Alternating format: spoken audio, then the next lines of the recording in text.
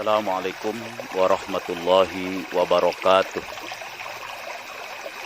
Alhamdulillahillazi ba'asa rasulahu bil huda wa dinil haq liyuzhirahu 'alad dini kullihi walau karihal kafirun walau karihal musyrikun. Wassalatu wassalamu ala sayyidina Muhammadin wa ala alihi wa sahbihi ajma'in, amma ba'du. Para sahabat-sahabatku yang ada di rumah, tak terasa kita berada di bulan Maulid, bulan di mana dilahirkannya orang yang mulia atau manusia mulia yang memang dimuliakan oleh Allah Subhanahu wa taala. Seorang manusia lahir ke muka bumi ini, manusia yang agung, yang memang diagungkan oleh Allah Subhanahu wa taala. Beliau adalah manusia besar yang dibesarkan oleh Allah Subhanahu wa taala. Beliau adalah Nabi Muhammad sallallahu alaihi wasallam. Para sahabat-sahabat, kita bersyukur kepada Allah Subhanahu wa taala masih beriman kepada Allah Subhanahu wa taala sampai saat ini. Dan semoga kelak manakala Allah mencabut nyawa kita mati atau meninggal dalam keadaan husnul khotimah, mendapatkan ridho dari Allah Subhanahu wa taala dan dimasukkan ke dalam surganya. Para sahabat-sahabat yang ada di rumah, Rasulullah 14 abad yang lalu mewanti-wanti kepada kita semua sebagai umatnya supaya menjadi umat yang berkualitas, umat yang bermutu. Bukan saja menjadi umat yang kuantitas, yang jumlahnya banyak. Apalah artinya kalau tidak berkualitas? Itulah sebabnya Rasulullah Sallallahu Alaihi Wasallam mewanti-wanti kepada kita semua setelah beliau wafat menghadap Allah Subhanahu Wa Taala supaya kita menjadi orang atau umatnya yang berkualitas.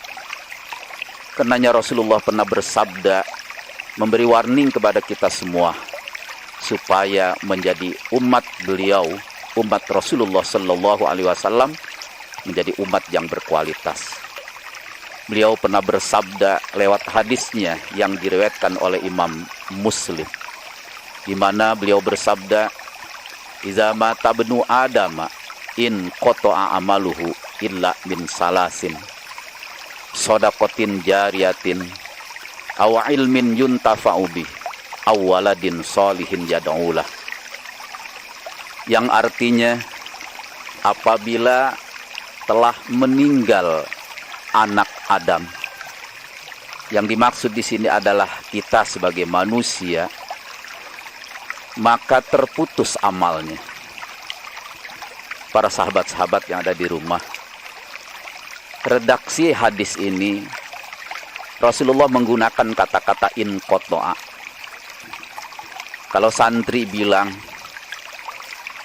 in qata'a ini masuk kepada bab awal sulasi mazid bagian kedua, di mana pada fi'il madinya ini ada 5 hurufnya, ditambahkan alif dan nun, yang asalnya qata'a ditambahkan alif dan nun jadi in qata'a. Menurut ilmu shorof, ini mempunyai faidah atau mempunyai fungsi mutawa'ah. Mutawa'ah itu adalah husulu asari syai'i anta'allukil muta'addi, yang artinya mutawa'ah itu adalah hasil pengaruh sesuatu dari hubungan fi'il muta'addi. Jadi jelas kata-kata in qata'a ini mempunyai arti apabila telah meninggal anak Adam, maka jadi terputus, totalitas terputus amalnya. Illa min salasin, kecuali 3 perkara yang terus berkesinambungan, pahalanya dunia sampai di akhirat kelak ketika menghadap Allah Subhanahu wa taala. Yang pertama adalah sodakotin jariyatin, sedekah jariah. Artinya sedekah yang mengalir terus pahalanya dari dunia dan akhirat. Sedekah ini terbagi dua. Ada yang berupa fisik, ada yang non fisik. Yang non fisik, senyum saja ini merupakan sedekah atau ibadah kepada Allah Subhanahu wa taala. Karenanya kita jangan sampai wajah kita ini terlihat, wajah kita ini tidak ada senyumnya. Sekali-kali kita senyum kepada saudara kita sendiri maupun kepada orang lain, walaupun dia non muslim. Karena bagi orang yang non muslim, yang dilihat bukan karena ibadah kita banyak, tapi dari kena akhlaknya. Karenanya murahlah senyum, baik kepada saudara-saudara kita maupun kepada orang yang di luar agama kita. Sahabat-sahabatku yang ada di rumah, kalau kita pikirkan hadis ini secara tekstual, mungkin hanya sampai di situ. Tapi redaksi hadis ini kalau kita pikirkan secara esensional, ini sodakotin jariyatin ini Rasulullah Shallallahu Alaihi Wasallam menginginkan kepada kita sebagai umatnya menjadi umat yang berkualitas. Berkualitas di dunia maupun berkualitas di akhirat. Jangan sampai umat Islam jangan sampai dipandang sebelah mata oleh umat lain. Karenanya Rasulullah ingin sekali kepada umatnya supaya menjadi umat yang berkualitas, baik berkualitas di dunia maupun berkualitas kelak di akhirat. Di antaranya supaya Rasulullah menganjurkan kepada kita semua supaya rajin bekerja. Kalau sudah rajin bekerja, otomatis kita mendapatkan finansial. Kalau sudah mendapatkan finansial, tentunya kita bisa bersedekah sunnah, bisa berzakat, bisa berinfak, bahkan bisa berwakaf. Inilah yang diinginkan oleh Rasulullah Sallallahu Alaihi Wasallam. Rasulullah sangat benci sekali kepada umatnya kalau saja umatnya bermalas-malasan, tidak mau bekerja, apalagi bermalas-malasan melaksanakan apa yang diperintahkan oleh Allah, khususnya sholat 5 waktu. Sahabat-sahabatku yang ada di rumah, karenanya rajinlah kita beribadah kepada Allah. Rajinlah kita bekerja, karena bekerja juga itu merupakan ibadah kepada Allah Subhanahu wa taala.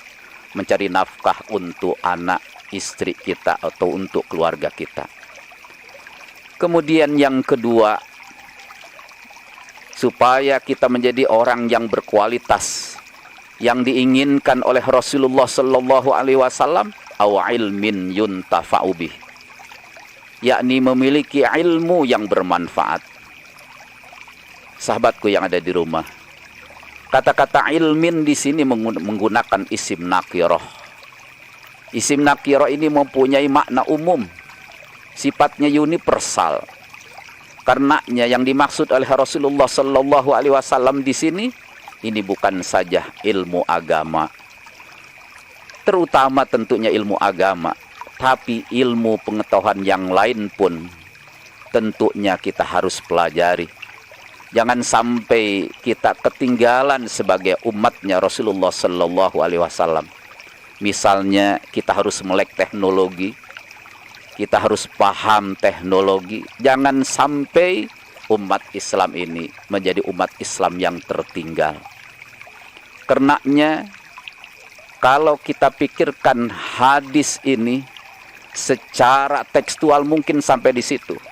Tapi kalau kita pahami hadis ini secara esensial atau esensial, tentunya Rasulullah menginginkan agar umatnya ini menjadi umat yang berkualitas. menjadi umat yang berpendidikan, berkualitas baik di dunia maupun kelak di akhirat di hadapan Allah Subhanahu wa taala.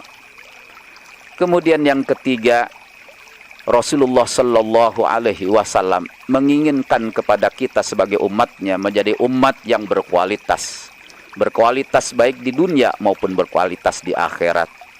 Apa kata Rasulullah yang ketiga? Awaladin solihin yad'ulah, yang terus berkesinambungan pahala dunia sampai akhirat sehingga kita menjadi umat yang berkualitas di dunia maupun kelak di akhirat, bahagia di dunia maupun bahagia di akhirat, yaitu memiliki anak yang soleh yang selalu mendoakan kepada kedua orang tuanya. Sahabatku yang ada di rumah, kalau kita pahami hadis ini secara tekstual saja mungkin sampai di situ. Tapi kalau kita pahami hadis ini secara esensial, ternyata Rasulullah menghendaki supaya umat Islam ini dapat melahirkan generasi yang soleh. Sehingga kalau menjadi presiden-presiden yang soleh, takut kepada Allah Subhanahu wa taala manakala kebijakan-kebijakannya tidak adil kepada rakyatnya. Begitu pula kalau menjadi gubernur-gubernur yang soleh, yang takwa kepada Allah Subhanahu wa taala. Kalau menjadi menteri juga menteri yang soleh, yang takwa kepada Allah Subhanahu wa taala, tidak menjadi menteri yang gemar korupsi. Begitu pula kalau menjadi wali kota, menjadi bupati, menjadi camat, menjadi lurah, bahkan menjadi RW dan RT. Begitu pula menjadi rakyat, semuanya agar kita menjadi orang-orang yang soleh, yang takut kepada Allah Subhanahu wa taala, takwa kepada Allah Subhanahu wa taala, melaksanakan perintah-perintah Allah, menjauhkan larangan-larangan Allah. Inilah yang dikehendaki oleh Rasulullah Sallallahu Alaihi Wasallam, menjadi umatnya umat yang berkualitas, baik berkualitas di dunia maupun berkualitas di akhirat, sehingga kita semua mendapatkan ridho-Nya, ridho dari Allah, dan dimasukkan ke dalam surga-Nya. Semoga kita semua mempunyai anak atau generasi bangsa yang soleh, yang bertakwa kepada Allah Subhanahu wa taala, yang selalu takut kepada Allah Subhanahu wa taala manakala kita berbuat yang tidak diridhoinya. Amin amin ya rabbal alamin. Demikian, mohon maaf atas segala kekurangan. Semoga bermanfaat. Billahi taufik wal hidayah. Assalamualaikum warahmatullahi wabarakatuh.